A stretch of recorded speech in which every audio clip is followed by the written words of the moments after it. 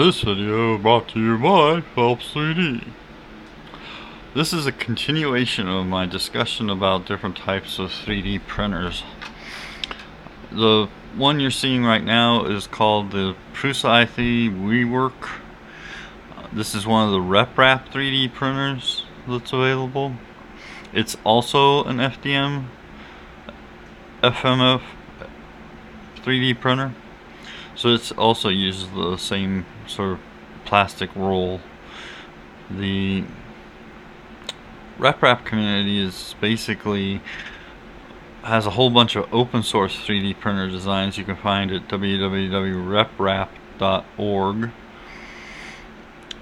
and they have helped the 3D printing become more mainstream, become more accessible to the do-it-yourself hobbyist.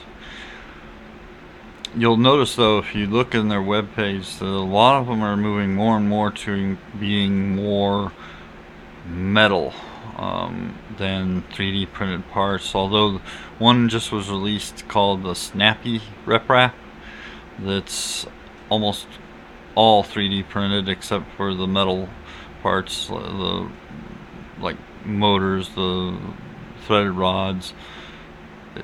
And it uses very few parts besides the 3D printed.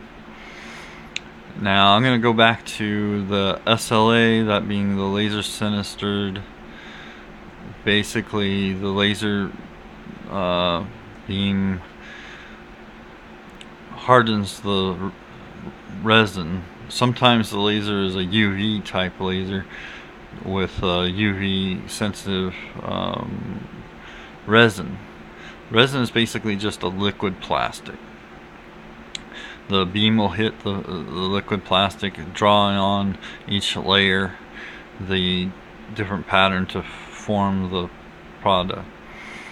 Now the DLP is a projector that projects a single layer at a time into a resin vat, and it's built a little faster that way. Now usually people, when they talk about the plastics, the PLA is kind of brittle.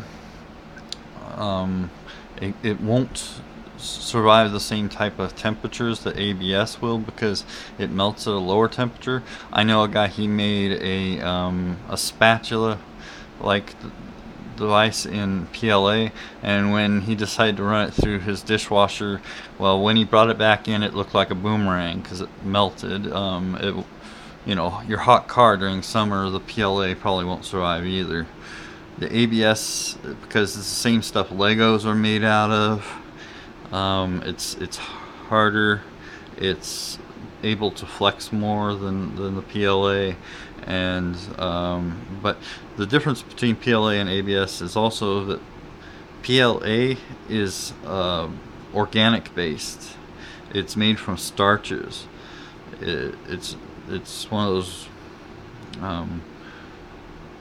sustainable type filaments that it will biodegrade in about 15 years on its own or something like that.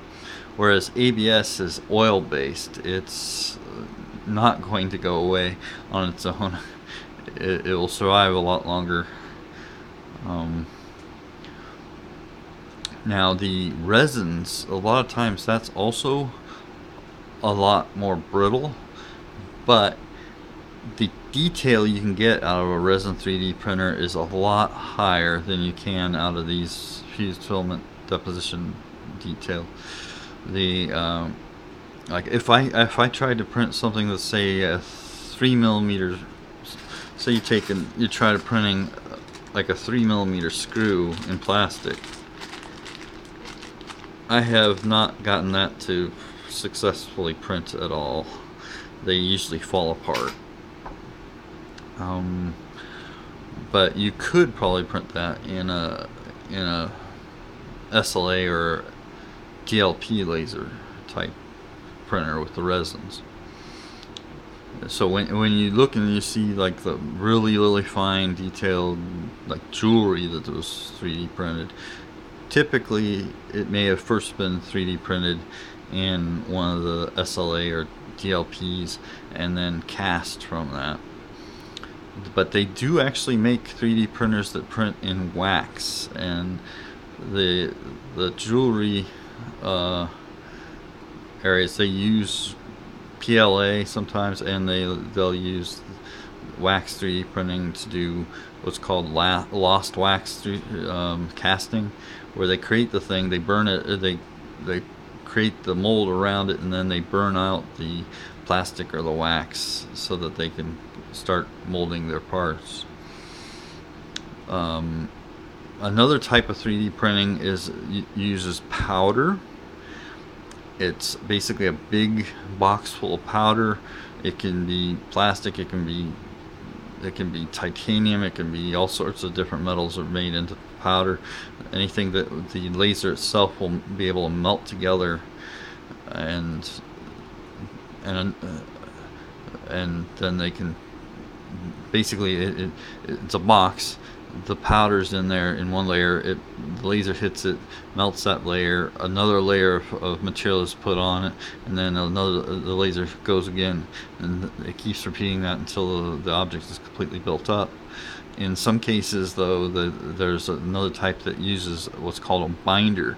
It uses the powder, it's basically just spraying on the pattern with this binder, and then the next layer is, and it keeps going back and forth. And then what they do is they take those objects and they heat them up like in a kiln to fuse it all together. There are 3D printers that work in clay, or some even do it in food. There's one 3D printer that can print pancakes.